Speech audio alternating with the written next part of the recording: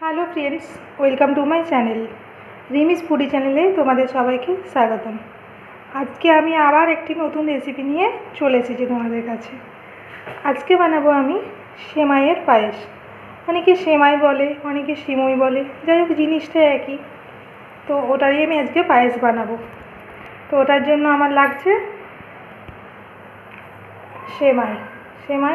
এটা আমি রোস্টেড সেমাই নিয়েছি, তাই এটা আমি আর আলাদা করে রোস্ট করব না, এটা অলরেডি রোস্ট করাই থাকে।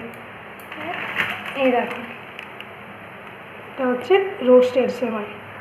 তো তোমরা যদি রোস্টেড নাও তাহলে তো আলাদা করে রোস্ট করার দরকার নেই, আর যদি নর্মাল সেমাইটা নাও তাহলে ওটাকে হালকা ঘি দিয়ে হালকা করে ফ্রাই করে নিতে হবে। যাই হোক, সেমাই নিয়েছি, এখানে নিয়েছি 3টে এলাচ, একটা তেজপাতা 2 টুকরো করে নিয়েছি। এখানে নিয়েছি কিছুটা পরিমাণ কাজু কিশমিশ, কাজুগুলোকে হালকা করে ভেঙে নিয়েছি আর এখানে নিয়েছি গুড়ের বাতাসা, আর লাগবে ঘি। আর এখানে 500 গ্রামের মতো দুধ জাল হতে দিয়েছি। আর এই যে এখানে কড়াই বসিয়ে নিয়েছি, এই কড়াইয়ের মধ্যে দেবো একটু ঘি দিয়ে দিলাম। এবার মধ্যে দিয়ে দেবো কাজু কিশমিশগুলো একটু লাল লাল করে ফ্রাই করে নেব।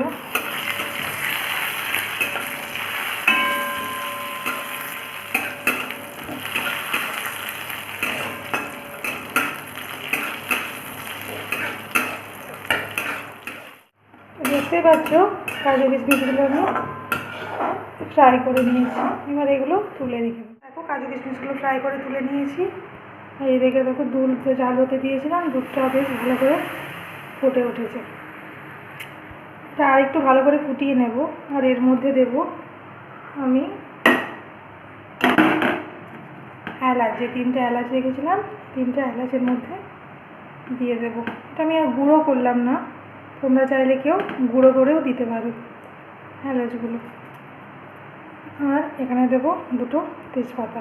যদি তোমরা গুঁড়ো এলাচ দাও তাহলে সেটা এখন দেবে না, ঠিক নামাবার আগে দিয়ে দেবে। তাহলে গুঁড়ো করলে এখন দেওয়ার দরকার নেই, যেহেতু আমি গোটা দিয়েছি ওই জন্য আমি এখনই দিয়ে দিলাম। এটা দিয়ে বেশ ভালো করে একটু ফুটিয়ে নেব। দেখো এটা আমি খুব ভালো করে ফুটিয়ে নিয়েছি, এটাও বেশ ভালোভাবেই ফুটে গেছে। 3-4 মিনিটের মতো ফুটিয়ে নিয়েছি। এবার এর মধ্যে যে সেমাইগুলো এর মধ্যে দিয়ে দেবো, দিয়ে একটু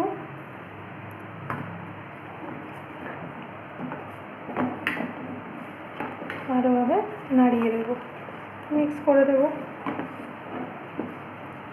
এবার এটাকে হালকা আঁচে আস্তে আস্তে বেশ ভালো করে ফোটাতে হবে। হালকা আঁচে বেশ ভালো করে আস্তে আস্তে এটাকে ফোটাতে হবে। দেখতে পাচ্ছ খুব ভালোভাবে ফুটে গেছে এটা। তো এবার এর মধ্যে আমি দিয়ে দেব যে বাতাসাগুলো, গুড়ের যে বাতাসাগুলো নিয়েছিলাম সেগুলোর মধ্যে দিয়ে দেব।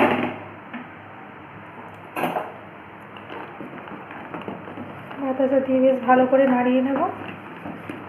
আর বেশিক্ষণ ফোটাবো না, জাস্ট একটু বাতাসাটা গলে যাবে, বাতাসাটা সিমগুলোর সাথে বেশ ভালোভাবে দুধের সাথে ভালোভাবে মিশে যাবে, তাহলেই গ্যাসটা বন্ধ করে দেবো।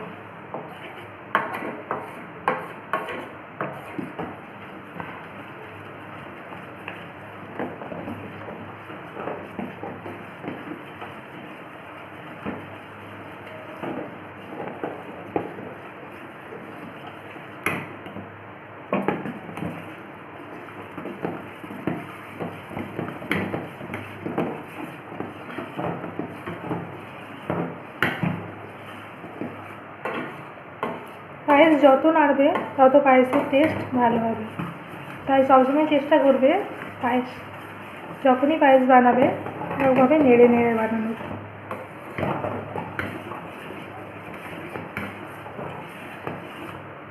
ব্যাস খুব ভালোভাবে হয়ে গেছে। এবার আমি গ্যাসটা বন্ধ করে দেবো।